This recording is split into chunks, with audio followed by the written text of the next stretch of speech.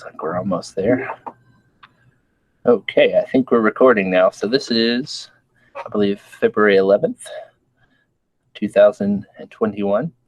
And we're going to be talking today a little bit. This is our Bass Team meeting, St. X High School. We're talking a little bit about seasonal patterns today.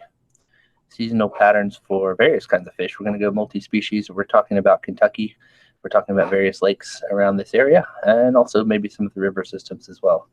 And I realized when I went back and watched my last video, I didn't really get into the whole sauger thing very much.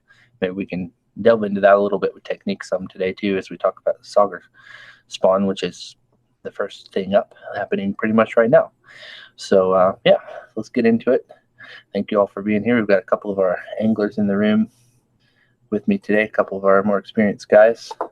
Tyler and Nathan going to be chiming in, giving some insightful words as we go. And I really appreciate them being here and lending their experience and their eloquence to this discussion.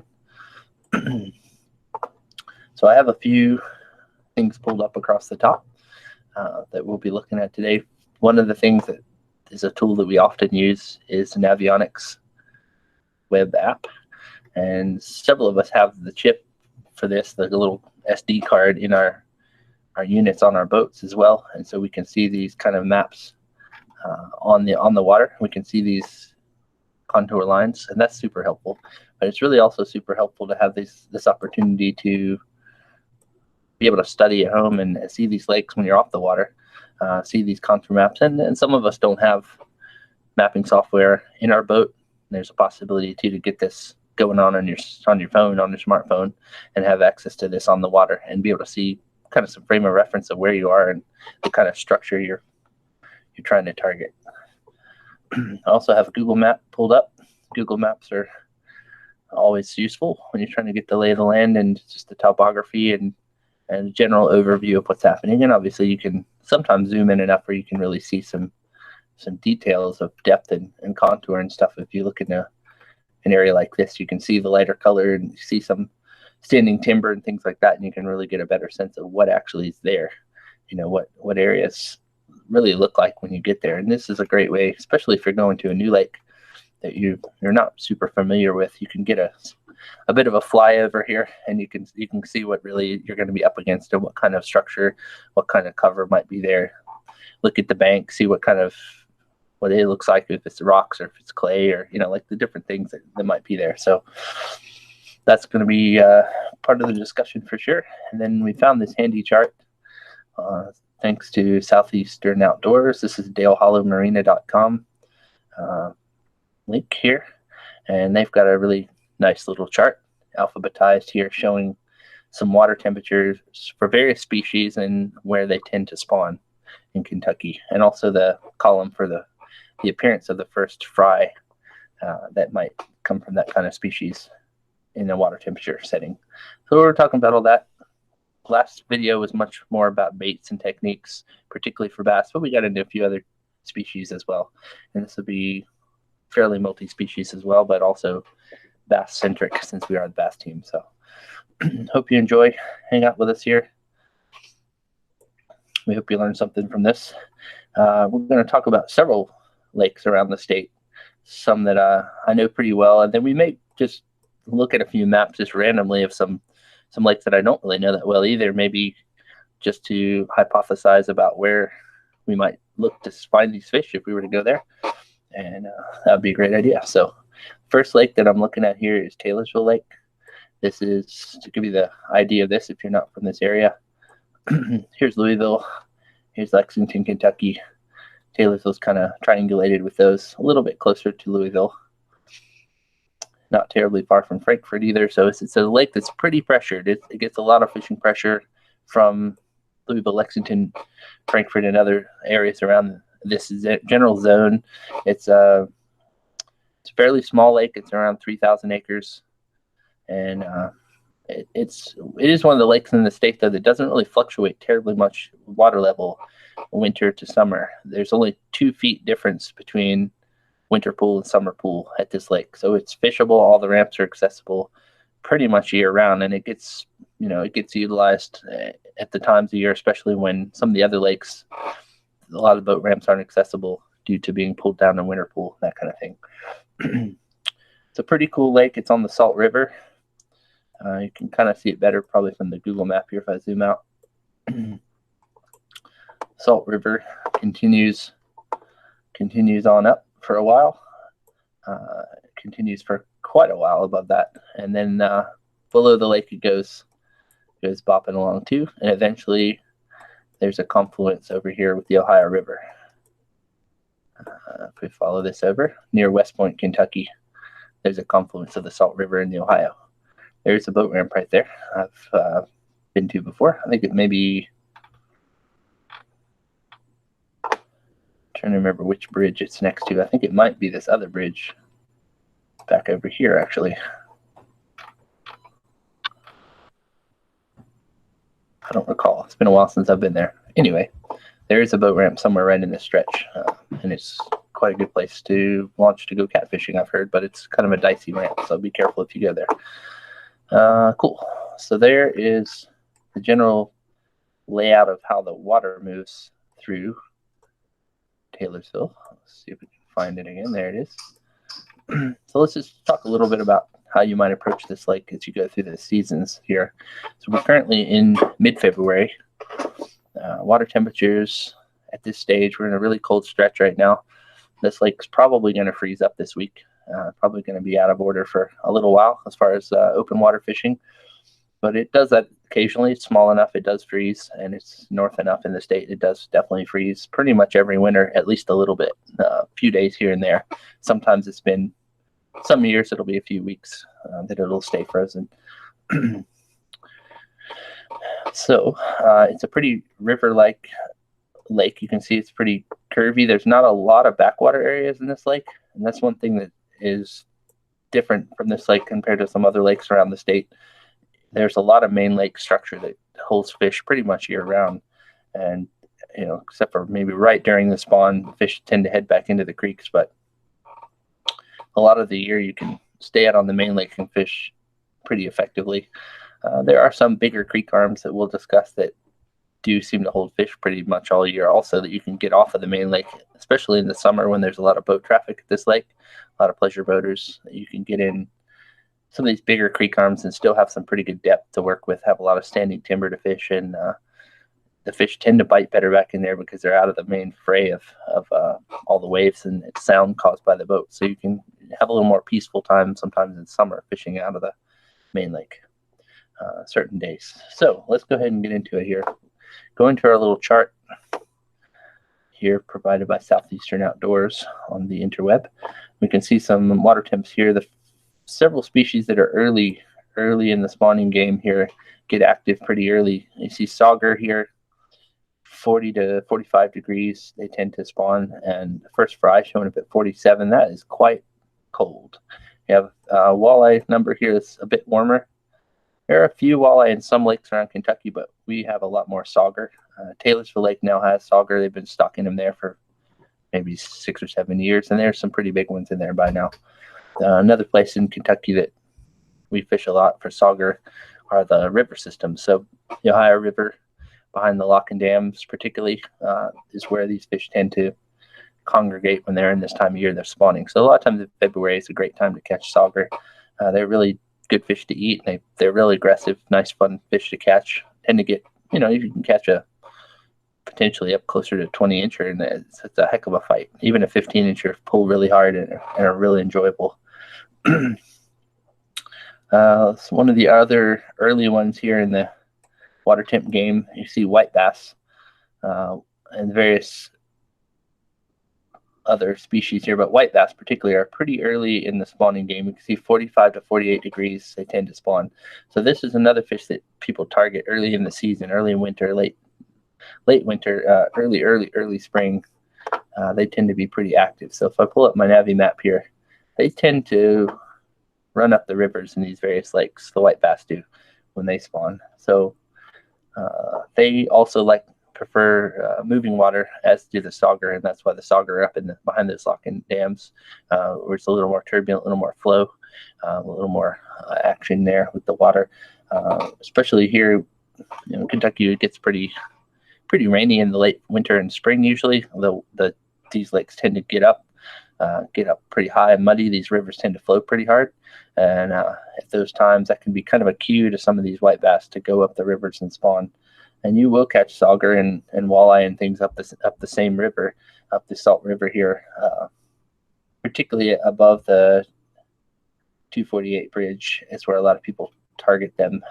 There's various places to pull in here, some different roads and things that terminate down in this area. This river road that runs down through here. There's a parking area, I believe, right here. Where is it? It's a parking area here that people utilize. See, it's fairly small, maybe 8 or 10 cars, and that's getting pretty crowded. People will park up the road occasionally, certain times of year, but you can walk across these fields and get down close to the river and fish from the bank. A few times people will put in kayaks, but a lot of people bank fish for sauger and white bass as they get up the river. I've taken a boat up decently far before. There's a ramp called Van Buren that's right here in the upper end of Taylorsville. If you go up the river, be careful, but heading up the river there, you can get pretty far with a conventional boat, more of a bass boat kind of boat, and you just watch yourself as you get up there. But the fish eventually will come make this turn and get up in the river, and you can target them with little small swim baits, little spoons, small crankbaits, twister tail grubs, that kind of stuff, and all those species that are up the river will eat those. They get to be crappie up there that time of year as well. Then we're talking about late February through March, that time period, particularly late February, early first half of March. A lot of times these fish are up there and getting really active in that time of the water temp. We get up into the 40s and the water temperature's starting to warm up again, back out of this real cold winter, where it might be mid 30s water temp, upper 30s, starts to really warm up into the 40s. They'll be moving. You do have to watch the water levels. It can be really treacherous up here and can be just chocolate milk flowing really hard, and they don't seem to bite very well when it's like that. It has to be a little bit more stable conditions, and it's just a lot easier to fish them when the water levels drop a little bit and it's a little more clear water. You can get a lot more bites up there, so that can be a whole lot of fun early season here. The other thing happening this time of year, as we mentioned in the last video, are these ponds around that are called Finn's Lakes, fishing in neighborhoods, and they are stocked with trout. And there's usually stockings that happen October, November, and then they are stocked again either February or March around, and it's small spinnerbaits, small like inline spinnerbaits, white in color, kind of that lighter colors tend to be good. Silvery, kind of chromy kind of colors are proven winners. So you can catch some trout. Make sure you have actually a trout stamp as part of your fishing license if you're going to do that, if you're above 16 and require a fishing license. So so that's a lot of fun. Those two things early season. You can certainly start catching crappie early season too. They start to really get active, and really all winter they're active in cold water time periods. You can find these creek arms that have standing timber, particularly close to the main lake points, or in the main lake if there's standing timber in certain places where the water depth might be anywhere from say 15 to 25, 30 feet deep under your boat. And the standing trees that are in those spots can be really good all through the winter, really into the early spring, as they get ready to start moving pre-spawn towards the shallower water areas and bays. The bass this time of year tend to be mainly holding in main lake structure in Taylorsville and a lot of other places. They tend to be out with access at least to deeper water. They're not going to necessarily be super deep, and you can watch our last video to see some of the more graphics about catching them this time of year and the baits and techniques and things, but they will tend to not necessarily be super deep. You can catch them 5 feet deep still in the winter, but they're going to be close to deep water. You can be sure of that. They're not going to be way in the back of some creek in some really flat area like this, most likely. That's just not conducive to sustaining their well-being this time of year. They're going to be on more steeper kind of banks like this that have more, if you look at the Navi maps, have a little steeper lines that are contours here. Main lake points that are coming out of bigger creek arms like this tend to be good. And they'll maybe flatten out a little bit like that. They'll get up on those. Here's a a good stretch in here that you can see the main channel running right past it. And these steeper banks that are close by, you'll see a lot of fishing happening in those places and successfully catching them. And then areas like this that are close to this deep water that have flooded timber, standing timber, that can be multi-species, good places for them to be. They've got cover there, they've got structure, they've got bait. And we saw last week, my friend and I were out. We were in this general area, mid-lake, fishing some of the timber in this particular outside bend where the main river channel runs down through here. And there was actually quite a lot of pretty frisky shad. I was surprised to see that. I made a big deal of in my last video about how sluggish the shad were. And we saw some pretty fast-moving shad flicking around right up the top, like dashing around, like pretty amazing considering water temps were like 38, 40, like that. They were still pretty active. It was kind of amazing to see. So yeah, we'll see if they're that active after this cold stretch we're in right now. We just had a big ice storm last night, and we're expecting some really, really cold temperatures down to the single digits for lows this weekend. So I suppose that'll slow them right down for a while, but we'll see. So that's kind of some of the action here early spring at a lake like Taylorsville. As you get into the actual spawn, we'll pull up our chart again here. Here's the number for crappie right here. So here's white crappie and black crappie, which are in many of these lakes. All those two species are in most of the lakes in Kentucky and rivers. You can see that the white crappie tend to spawn slightly earlier. A lot of these fish will use the similar areas when they go in, going back into creeks and a little bit shallower water, more protected areas. They'll go in there, and the white crappie lead the charge usually, and then the black crappie are shortly coming in after them. They tend to be at slightly different depth ranges sometimes. You'll find some of them really, really quite shallow, foot or two deep during the spawn, and then some of them might be more out in the 4, 5, 6 feet deep range, depending on the species and the cover available to them and the water clarity and all those kinds of things. So you definitely can look back in the creeks at that stage, find these bigger creek arms that, come around the bend where it's a little bit more protected. Let's see where we are here. Yeah, these different kind of creek arms that are coming off of the main lake. And as I mentioned, I caught quite a few pretty in the upper end last spring. I was up there spending quite a lot of time looking for the white bass run and running into quite a few crappie up there. And I did pretty well in some of those little creek arms. All these these kind of ones that have a little curve to them. They can kind of get out of the main lake pressure and get around the corner. They tend to like those areas that have a little more protection to them, and they're not going to have boat wake sloshing on their nests and that kind of thing. And that's true of bass too. They want to get somewhere that's back away from the boat wake and pressure, and that's going to be super important to them having a successful spawn and for the fry to have a chance to survive a while. So let's see.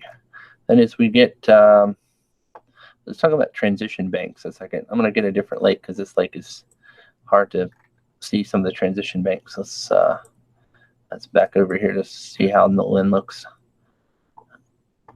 We'll kind of break down some Nolan habitat. This one's a little better map. So a lot of the creek arms and things at Taylorsville aren't mapped very well for some reason. A lot of it's to do with the fact there's so much standing timber there.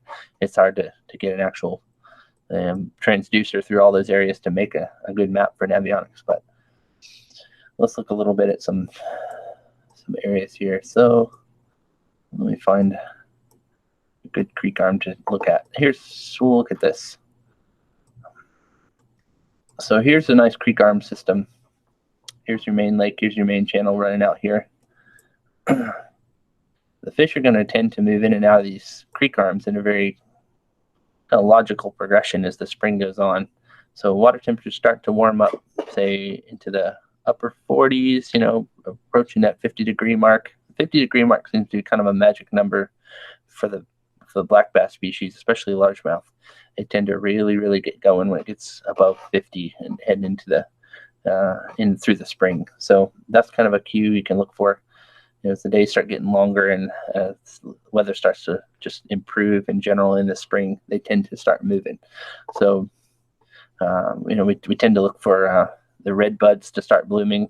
That's a real key. A lot of times that'll start happening in early April, and we have spring break around then. I've spent quite a lot of time fishing in early April. You see those red buds blooming. That's like a real clue that things are starting to really happen in the spring. Red buds are a native species. They're not like ornamental, like some random thing that just sort of blooms whenever. When they start blooming, it's like actually spring is coming, so you can really get a sense of that. And they really won't start blooming until maybe late March, early April. Let's see if I can find a picture here of that to show you all. Here's some pictures of the red buds. There's an eastern red bud. So it's a funky little tree. It's like the blooms are real close to the bark, and it's not like a big flower that sticks way out. Here's a close-up of the blooms, really close to the wood. It's a hardy tree. It tends to not really get damaged by ice storms and things, and it tends to not get faked out by early warm spells. When it blooms, it's really, really spring. So those are things to look for when you're at these various lakes. You see those red bud bloom, and they're one of the earlier things that really blooms. It's a native plant. So keep an eye out for those. Those are a good clue. That tends to be, to me, like a pre-spawn moment for bass. Like you're pretty much looking at pre-spawn. You're looking at transition banks. So if I'm looking at this creek arm system, I'm thinking they're probably going to spawn way back in the back of these pockets. They're going to end up way back in here. Places like this that are sheltered back in here. These last couple little nooks and crannies, maybe back in along these docks and the back of this creek on both sides. So that's where they're going to end up for the spawn. So you just have to think about if they're coming from, say, these main Lake Point areas and moving back in there, how do they get there? They're going to make a logical progression through there. They might be moving back and setting up on secondary points. So, hitting any of these little points that are on the way back there are going to be a great idea. And the fish will stage up on those points, and really, depending on the exact moment of the pre-spawn, you can really catch them going and coming from the spawn, to the spawn and from the spawn on those same areas, so same transition banks. So hitting those kind of things. Let me show Kentucky Lake a second. We'll pop over here to the west part of the state. Let's see here. Let's zoom in on this creek arm. So here's another more shallow creek arm. Kentucky Lake's a lot flatter. The western part of the state is much flatter than the eastern part of the state. So here is a big creek arm. You can see out in the middle here, the deepest places are maybe 20 feet deep in this particular creek arm. So you're looking at these kind of transition places where the fish are coming off of the main lake structure, the main lake river channels. They're starting to move in. They're starting to get on these points as they head back, and they're kind of going point to point in a lot of ways. You might just I'm just going point to point and really trying to set up on really obvious places that I feel like are going to be places they're going to definitely want to stop on or go past, or have like maybe a neck down area, a place that has some kind of reason that they're going to be there. Like here's one that sticks way out. This would be a great spot to try as you get into that late March, April, early April time frame. And then again in the post spawn, after they finish spawning and they're coming back out maybe in May, early May, they may set up on places like this as they're heading back out, especially if there's some wind blowing on it or there's some reason that they should be there for a feeding opportunity. So you're hitting these little points and eventually knowing that they're going to end up back in these little pockets to spawn. So those transition banks are real key, and that can take you through a lot of the spring. One thing that people tend to get hung up on a little bit with these sorts of charts in mind is they'll be thinking that everything is on the same schedule. It's like maybe thinking every bass is going to spawn within a week, and that's not necessarily true. They come in waves.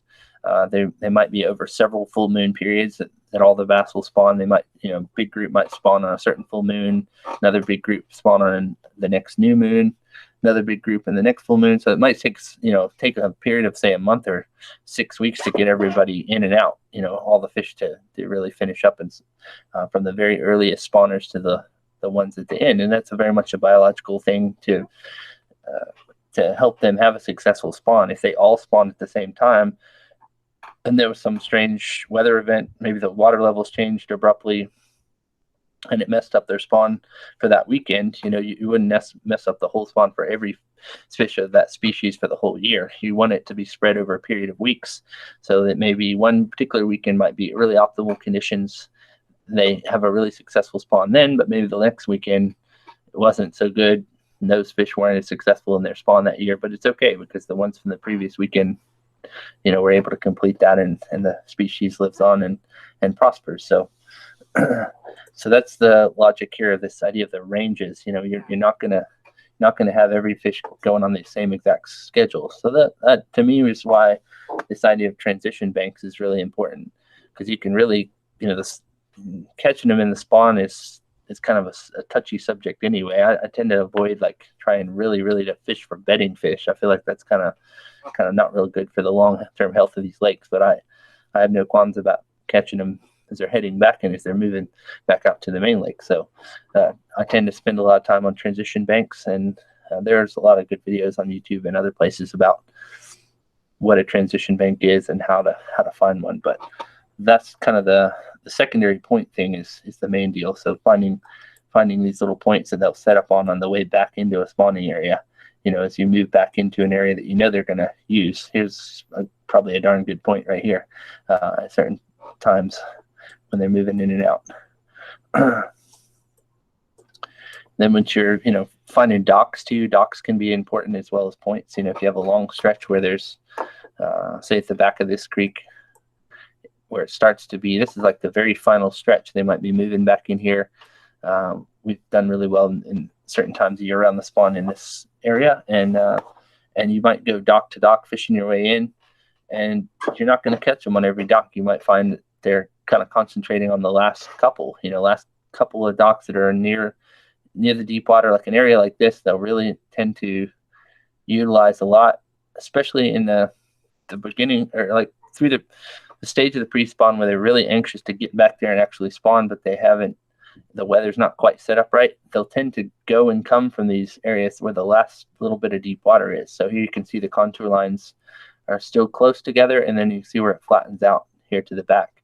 So these couple of docks that are around these areas that are still a little bit deeper water have a little bit more deep water access, where they can slide off into that deeper water if the big cold front comes through or something happens environmentally that's really not conducive to making them want to move up and spawn. They're going to tend to congregate in those areas. So you can get a lot of fish in those areas where fish are moving in from the main lake. They're coming, and then they can kind of hang up in those areas, and a big group can form there, and you can really load the boat if you can find those sorts of areas in the pre-spawn especially. And then they'll tend to trickle back out through those same areas in the post-spawn as well. The females are the first to come back out after the spawn, and the males tend to stay back in those shallow areas, and they'll protect the beds and protect the fry. And the females are out of there pretty quick. So the females are already heading back out towards the main lake, and they're back on those secondary points, and those, transitioning their way back out towards the main lake and feeding on their way out. They're not going to just rush right out there, set up on the main lake. They're going to look for other feeding opportunities. A big one that happens is you can see where largemouth temperature range for spawning is here, which by the way is well after smallmouth. You can see the difference there. Then you see the bluegill spawn there. The bluegill spawn is somewhat overlapping with the largemouth spawn.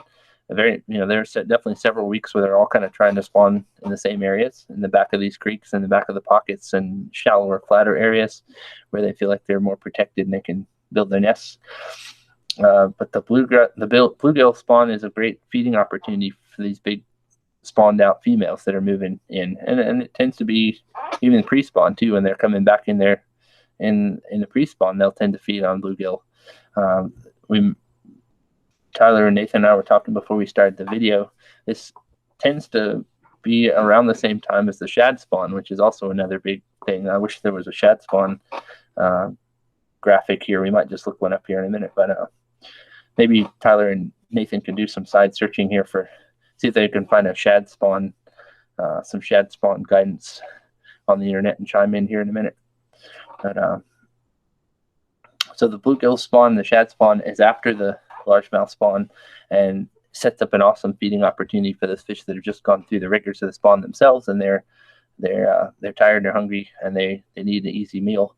And you have this group of bait fish that are in there, and they're distracted by their own spawning rituals, and they tend to congregate in large numbers in shallow areas that are not that hard to catch them, and so they can present a great feeding opportunity. So you tend to catch some great pre-spawn and post-spawn fish looking in those same shallow areas where they're feeding on bluegill. You can find some shad spawn going on in different sorts of areas, like for instance, anywhere that's rocky. Let's pull up a little Google map here. I'll spend some more time out west here. Let's go out west, shall we? See if my map will load. There we go. Just take a little trip out to the west here. Hopkinsville, we're almost there. Here we are. We'll stay around this same area just for fun. So here's an area that we've certainly seen a lot of shad spawning activity in the past. These areas that have riprap, these points, there's a lot of rock here you can see on the map. When the lake levels get up to the point where that rock is in the water, a lot of these other points, let's see some other points here. Quite a few of these points are rocky as well. You can see all this riprap and other kind of rocky substrate here along the bank. A lot of pea gravel banks at Kentucky Lake that tends to be really good for shad spawn, and they'll congregate on those. And it can be access to deep water kind of areas as well. So you might have something like this where, you know, they don't tend to necessarily need to be as sheltered. Here's a pretty good stretch where you have some deep water access, and the shad can pull up on these areas right at daybreak, and they tend to spawn in low light hours. So there's a lot of night feeding activity with these post-spawn bass that are moving back out and feeding on them. And then early first thing in the morning, you know, last light right before dark, you can have some flurries of activities where the shad really move into spawn.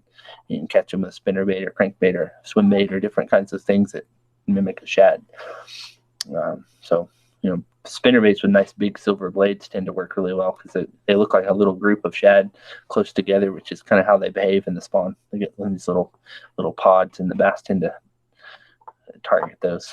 So, yeah, so that takes us up into, really, I'm thinking about this in May. A lot of times we have our state tournament at Kentucky Lake. Every year we've had our state tournament at Kentucky Lake, and we've gotten some good experience fishing in May. Early mid-May there, and these kinds of patterns work really well. Looking for the shad spawn, looking for still some fish that are in shallow sometimes. It really depends on the year.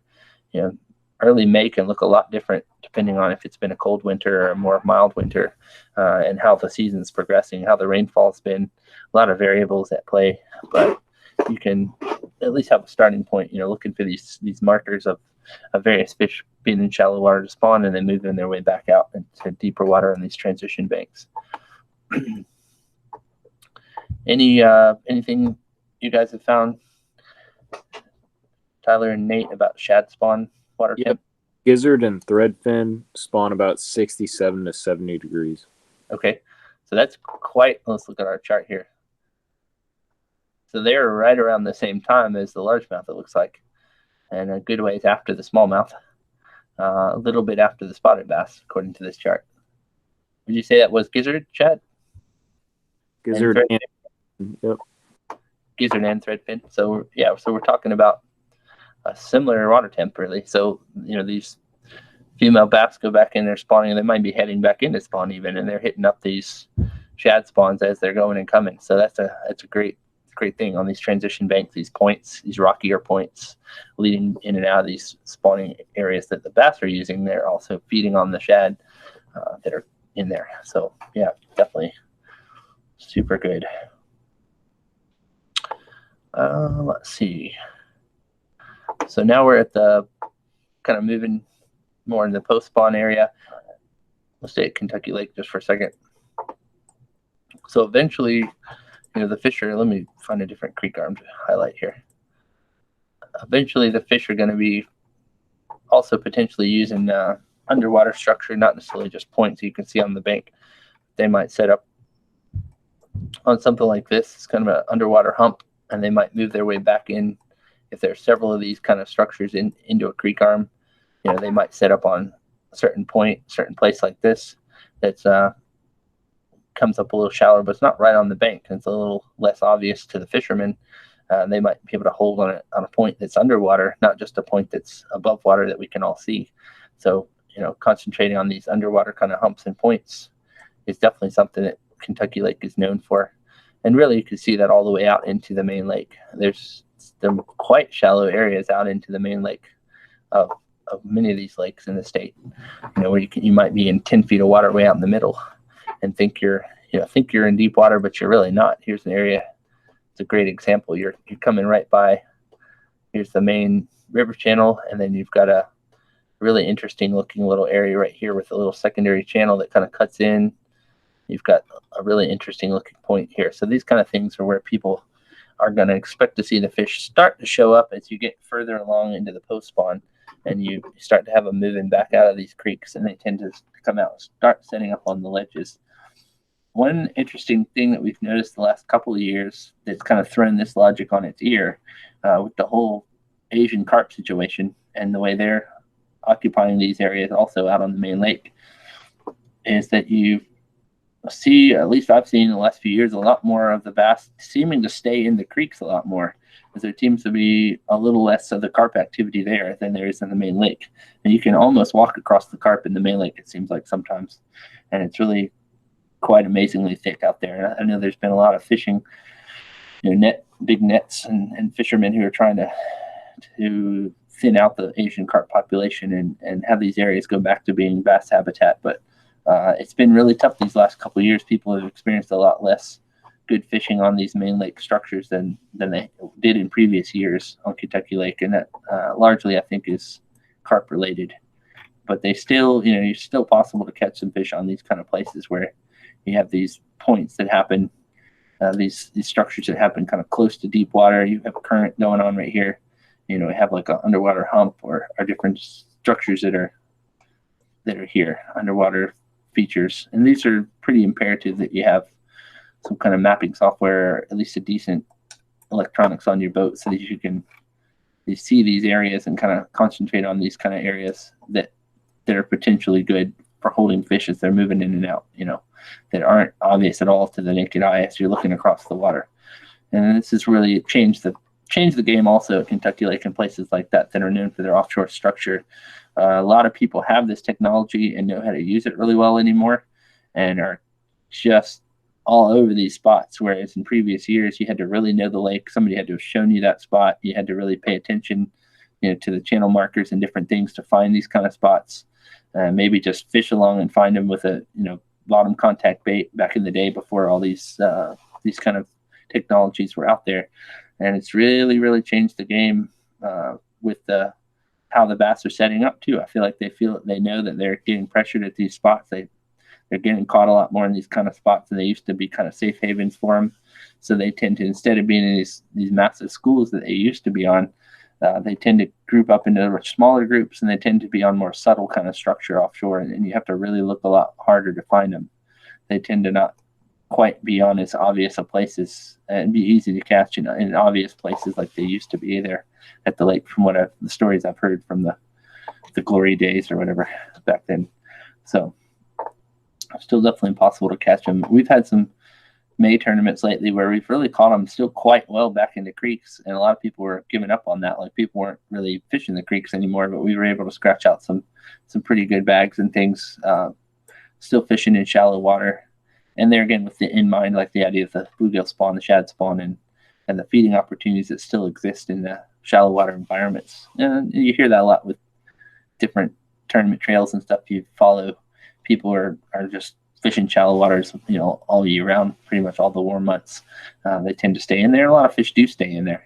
They tend to be able to find good environments, some food, and some acceptable water temperatures and good cover and stuff to be able to stay in around docks and around shallow grass and other structures and cover it's in those shallow water environments. So let's bop over a little bit, show some Cumberland here. Cumberland, there's a couple other lakes here. There's Dale Hollow down here. Let's just bop over to Cumberland a second.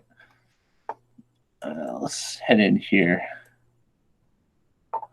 So here's a creek arm called Beaver Creek, which is a very often fished area of Cumberland. And I'll just kind of show you a little bit about the smallmouth thing real quick. So here's notice the smallmouth spawning range. This is quite earlier. It's quite a lot earlier than the largemouth, and that's not surprising. They're kind of more northern oriented species, and they tend to function well in cold water, as do the walleyes and these other cold water species that we're seeing on this list who spawn in a much cooler water environment. So not surprisingly, so they'll get on. It really confused me for a long time where the spawning activity is on Cumberland, because if you look at this map now, this is a very, very different contour than where we just were out west. Here's the bank back in a creek arm, and here's 136-foot deep water, not very far off the bank. You might be a couple long casts off the bank, and you're sitting in well over 100 feet deep water. And there's just not that much shallow. Even if you go back into these quote unquote shallow pockets, here's 50, 60-foot deep water out in the middle of these pockets, way back in these shallow little, what should be shallow creek arms. It's just not that much shallow water at these kind of places. We're moving back in here. It's still a very tight gradient of the drop off here. Still seeing 30-foot deep water way back in the back of these things. And this is not really exaggerated. I mean, it's really that deep. So it took me a while to figure out how the smallmouth and other fish are spawning at this lake. And it became fairly obvious after a few years of checking it out that they actually do spawn like on these main banks of some of these. They're not going way back in some of these creek arms, that they tend to just pull up. They still want a little bit more sheltered kind of places, so they might pull up in a place like this and get kind of in a more sheltered little part of it, maybe back around here, maybe back in some of these little places, some of the places that are kind of around the corner from the main boat traffic. But they can just pull up right on the bank of these pretty steep places, and there's these little shelves, and there's these little caves, little underwater caves that set up on these steep drop-offs. They might be 45 degrees steep kind of drop-offs, but there's enough flat. You might have a 3 foot little flat place on a rock or on a little shelf that's coming off of the bank that's in the appropriate water depth for the light penetration and all that, for them to have a successful spawn. And they'll just pull up right on those places like that and spawn. So you're catching them on these steep banks that I never associated with spawning habitat until I moved up here and started exploring some of these mountain reservoirs and really seeing how that can happen. So it's really important to notice when you go to these places in winter and you see how they look in the times of year that are where the water's way down for a winter pool, and you can look up on the bank and see these shelves and see these little caves and see these like places where they could spawn, and you can start to imagine how that could work up there. And as the water goes up in the spring, take note of those places, maybe drop some waypoints on some places that you think look particularly useful habitat, and you can hopefully remember to go back and check those places, and likely you're going to be able to catch them. And they tend to move into those areas, and they're not like, it's not quite as much of a progression, I think, from what I can gather, as the largemouth. Like, they're not going to go quite as far back into some places. They don't really have to if they're spawning on these more steeper things. So, might come out of a main lake area and then just kind of just bop right into one of these first couple little indentations. You're not having to necessarily go way, way back, and you will catch fish way, way back, but it tends to be where you'll catch the smallmouth kind of a little bit closer to the main lake and the deeper water and the main parts of the bigger creek arms, whereas the largemouth will tend to get way, way back as far in and try to find those flatter, kind of more protected areas. So people tend to kind of call their species sometimes at these lakes like Cumberland. They'll be able to target smallmouth water versus largemouth water versus spotted bass water, and they can target a specific species by going to a certain area. And a lot of that's found by just going there and fishing in that time of year and noticing where you're getting bites from these different species. You might, a certain part of the environment, a certain kind of bank, you're getting smallmouth bites, and then you move further back in, you might go way back into the back of somewhere, and then you start getting largemouth bites. And you're going to get a mixture of bites on some of the transition banks. If you're like on a big point moving back into a creek arm, you're going to probably get a mixed bag. You're going to hit some of the various kinds of species that are all coming by those areas and using those same areas. So that's where your time on the water pays dividends, and you're going to really be able to put the pieces together in a couple of years of seeing this all play out in your lake, your local lake, and putting baits in the water and just trying to get bites in those moments. Okay, so that's post spawn. Then as we get into summer patterns, summer and winter, really, on a lot of these lakes, the fish do somewhat get on the bank, as we mentioned that last video. There's certain areas, and again, points are key pretty much year round, but points are always helpful. And then they tend to be just roaming around looking for bait, so you might catch them off of a point, out suspended in over top of deep water, but they're not necessarily like, if you're fishing over top of 80 feet deep water, you might still be catching them in the top 10 feet of the water column. You're not necessarily going to have to always find them super, super deep.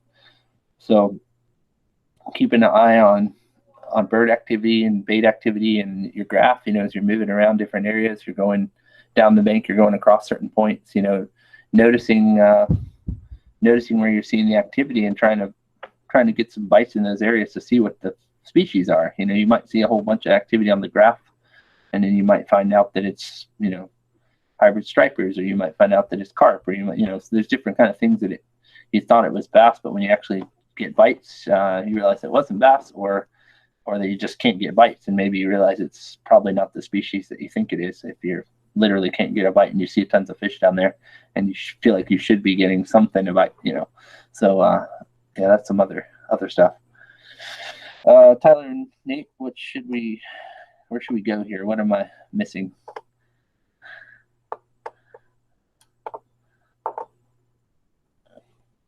Should we go more to other species here as we go through? What are you feeling? Kind of feel like we kind of nailed spring. Maybe talk about fall a little bit. Okay, thank you. So yeah, so we've kind of gone through the spawn more so, a little bit to summer. So now finishing out the year, as we get towards the fall, I'll go back. Well, I'll stay here for just a second.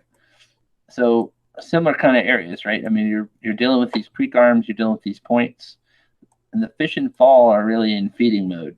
They're following the bait fish, and as the water starts to cool off in the fall, you're coming out of those summer patterns.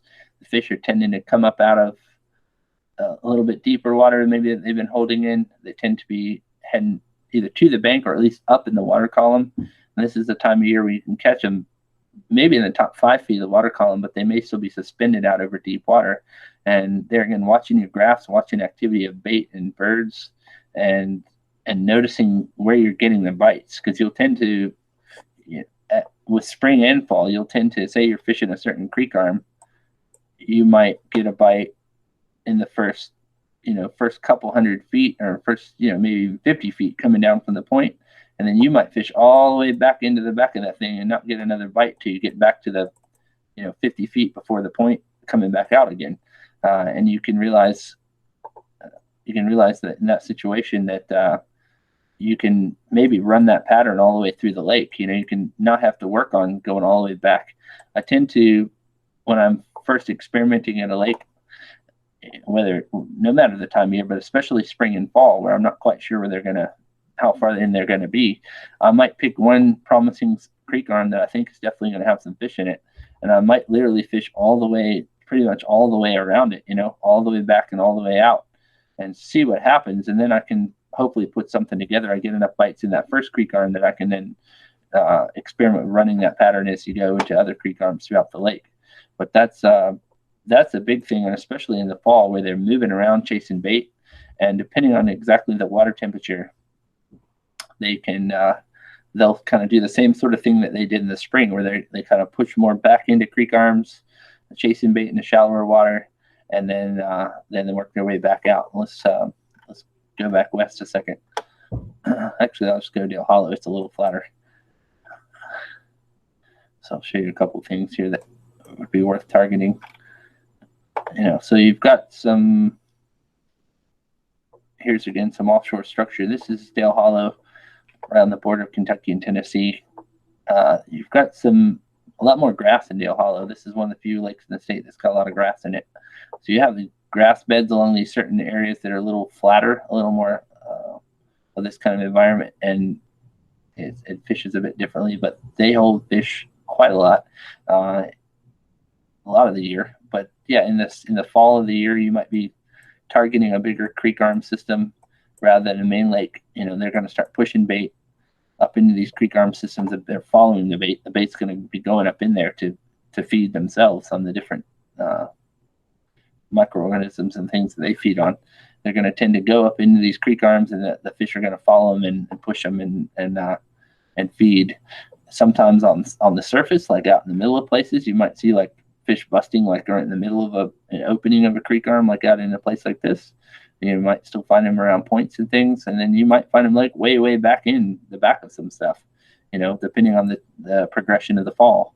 And then they'll turn around and they'll kind of come work their way back out. So that whole concept of transition banks that we talked about for the spring tends to be really clutch again in the fall. They'll tend to follow the similar kind of secondary points and transition banks, and at places where they have some deep water access, but still have some shallow places where they can, feed and have a little more success in hunting the bait fish. And they'll get in those kind of places. Places like Cumberland, Dale Hollow, I've caught a lot of fish up high, as I mentioned, just on surprising baits. Like I'll be in an area where in the fall of the year, I might be in an area like this and be just out in the middle randomly of some fairly big creek arm and just catching them, out of quite deep water and throwing something like a little tiny inline spinner or something like that. Same thing I would throw in these ponds for trout, like maybe 1/8 ounce rooster tail or something like that, and catching quite big fish, schooling out over deep water, and you wouldn't have thought to throw there necessarily. But just watching some activity, you might see some fish breaking the surface or some bait dimpling the surface, and you throw over there and keep your baits high in the water column, and you can do pretty well in those kind of things. Not necessarily throwing conventional big bass tackle, but throwing some more small subtle stuff, especially in these clear water lakes, that mimic those small bait fish that can be moving around sometimes in the fall. So fall is a real interesting time. I enjoy fishing the fall. It's a time you can really catch some huge fish, and they're in feeding mode. I don't feel like I'm messing up the spawn at that point. You're not really interfering with their survival as a species so much in the fall. I like to get out there, and it tends to be a lot less crowded sometimes in the fall. People are starting to get in the deer woods more, and other putting their boats away if the water's weather's getting kind of gross and cold, and a lot of people are over being out there. And to me, it's just heating up. The water temperatures are dropping back in that 50 to 60 degree range, which is a real magical time. Anytime that really 50 to 75 degrees tends to be optimal feeding conditions for a lot of these fish. And as you drop back into that range in the fall, they can really start feeding up for the winter and start to be a lot of fun to chase. Topwater baits and things like that can be great. But yeah, it's just a matter of paying attention to what you're seeing. Playing the wind, fishing banks that have some wind blowing on them. Things that you think are going to be good transitional areas as the bait fish are moving in and out. Fish can move in and out, kind of ambush them and push them into areas that they can have a more successful chance of feeding on them. Cool. What else? What else should I get into here, Tyler and Nate? I just have a general question. So like on Cumberland, it's so deep everywhere. Where should we be looking in the dead of summer? Dead of summer, I've really spent the least amount of time on Cumberland in the dead of summer, but the times I have been here, I'll just kind of zip around here. I'll spend some time around, where is this place? I think it's kind of mid-lake area. Let me see here if I can get my bearings. Maybe it's Upper Lake. Anyway, there's some places, I think it's in this creek arm. Yeah, it was in this creek arm.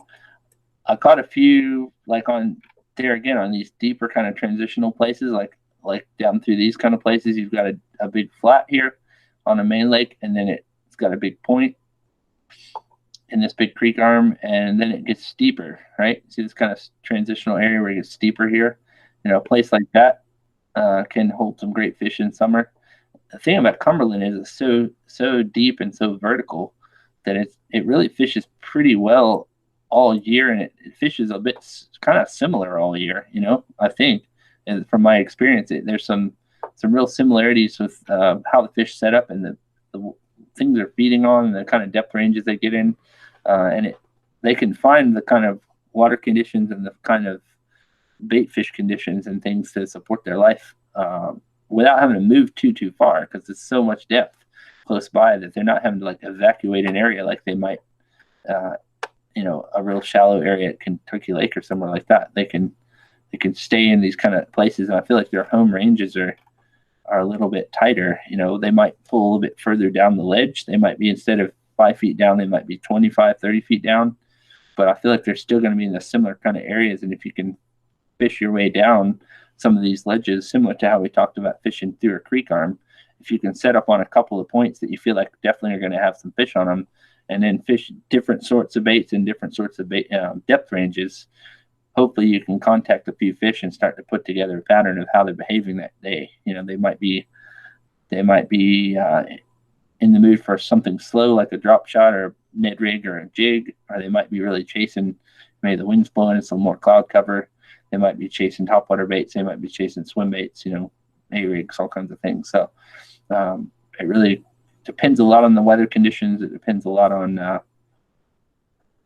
exactly what's going on and what you notice in the environment. That's the big takeaway too that I want to make sure I say in this video is don't outsmart yourself with trying to think that you know what's going on at a given moment. Like, be open-minded, be open to noticing things in the environment, noticing the fish's behavior, noticing what's going on with the bait fish, noticing which way the wind's blowing, noticing a lot of things that are little subtle keys, and that can really separate novice anglers from more successful anglers and more experienced anglers, is how they interpret those environmental cues, and it's the willingness to try things that they're maybe a little bit outside of the norm of what should be working right then. Trying to maybe a little bit smaller bait or a bigger bait, or maybe a little different color than you think should probably work, or something subtly different sometimes that can really make a big difference. So don't be afraid to experiment, and it's really nice, especially if you have several people in the boat with you who know what they're doing. Several people can throw different things, and you can shorten the learning curve a lot on a given day. Try to get a few more bites and put the puzzle together. So hopefully that was a helpful answer. For sure. Cool. Any other things we should get into, or the video is getting pretty long, I think, at this point? Any other things that you guys have thought of that you want to say to maybe some younger anglers who are getting into this? It's been a fairly overwhelming amount of stuff I've said, probably. I don't know if there's any just good jumping off points that you guys want to say, ways to get bites in certain times of year that we tend to do a lot of our tournaments. I've just always found junk fishing has been the most effective for me, because I always try to outsmart myself and say I'm just going to throw these certain baits. Whereas when I junk fish, I just do whatever the conditions dictate, and I do better. Yeah, that's a good point. And in the junk fishing mindset, like having basically a set of baits on the deck that are going to cover a variety of water depths and speeds and kinds of cover, and then just going along and trying to throw those baits in those environments and trying different things, not getting too caught up in, it's going to be definitely a drop shot bite, or it's definitely going to be a swim bait bite, or whatever.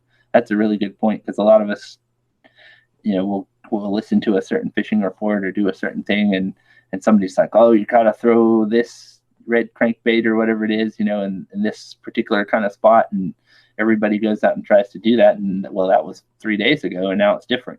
So you just have to keep an open mind, like you said, and have some options on the deck, have some skill and confidence at throwing different kinds of baits, and knowing that you can get bites. If the fish are there, you can get bit on that certain bait, and you know how to work it correctly, you know how to set the hook correctly if you do get a bite, and that kind of stuff.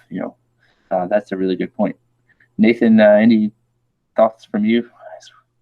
Yeah, so I know you mentioned confidence baits and stuff like that, and that's something that I've noticed for sure, is like a lot of times would be like, they're on a Ned rig bite kind of thing, so you're like, okay, I kind of have to throw a Ned rig or whatever, but it's like, I don't have a ton of confidence in the Ned rig, whereas I have loads and loads of confidence in a drop shot, where it's like it's a similar presentation, and sometimes just showing them something a little different, or just because you have more confidence in a drop shot, let's say, and you're gonna fish it a little better. You're not gonna be as like just kind of whatever. Because like whenever I fish a Ned rig, I find myself getting lazy, not paying enough attention because I'm just like, oh, it's a Ned rig, don't have as much confidence in this. Whereas with drop shot, I'm kind of constantly feeling, I'm paying attention. So sometimes it's like, even if it's something a little bit different, honestly, if you're going at the same speed and you have, the main thing is like having confidence in what you're fishing is a huge part of being successful, I think. And there's definitely something to be said for that, I think. Yeah, I agree totally. And like you say, your confidence bait might be different than my confidence bait, might be different than Tyler's confidence bait. And in a certain water column, like we might be fishing still slow, subtle baits in a certain water depth, but you would prefer to do it with a certain rig versus another rig. And that's great. You might catch them better than me on a given day. I might catch them better than you on a given day. And if we're in the same boat together, we might realize that, hey, the drop shot's working great, or the Ned rig's working great, or maybe it's just working great because you know how to fish it really well. I start throwing the same bait, I might not really be catching them. You have something figured out about the way you're presenting it, maybe just about the subtlety of how you've rigged it compared to how I've rigged it. Some small thing can make a big difference a lot of times. Yeah, I've definitely found that, like with Tyler and I fishing together, like because he has a lot more confidence in the Ned rig and I have a lot more confidence in the drop shot, and it's like if we're graphing fish and we're seeing they're kind of on closer to the bottom and lower in that water column, and we know that they're going to be on kind of like a bottom contact bait, it's like we've had days on Cumberland where it's like where he's throwing Ned rig and I'm throwing drop shot, and it's like we're able to kind of piece together what they want in different areas or stuff like that, or just figure out what's working. Would be like just having two people like maybe focusing on that same thing, but it's like whatever they have confidence in, you're able to pick apart water a lot more effectively, I think. Yeah, I agree totally. And that's when it's nice to have a good partner who's fishing with you, and you on a given day you might be the star, and another given day they might be the star, and it's just letting the fish kind of guide the way there, and that's why it's kind of fun. The bass fishing is the team sport in that way. You can get a complementary team of people together on a given boat, and sometimes it's hard for me as a coach to call in advance. I don't even want to predict in advance. Like maybe this person's going to have a great day, and turns out the other person has a great day and carries the team, or this boat, these two guys on this one boat, I think are gonna do great fishing this day, and turns out these other guys do better because they found a certain technique or a certain bait or a certain approach that was just working better in that moment, and that's good. Letting people have an open mind and not trying to lock everybody into the same approach and the same technique and all that stuff is huge. And I think that's something we've all learned as a team over the years, that we've had pretty good consistent success about that over the years, that we can let people learn and go out there and do what they're good at, and let them notice those environmental cues and make those changes as needed as the day goes on, as the week goes on, as the season goes on. Good stuff. I appreciate you guys being on here with me today. I think we've said some good things, and if anybody's made it to this point of the video with us, they're hardcore, and hopefully they catch a lot of fish this year, and they're able to learn every time they're out in the water and enjoy themselves. And I wish you guys all the success in the world this year and beyond as you continue with your fishing journey, and we all enjoy this very awesome activity that we get to do in this beautiful environment of Kentucky, and all these variety of places we get to fish and visit.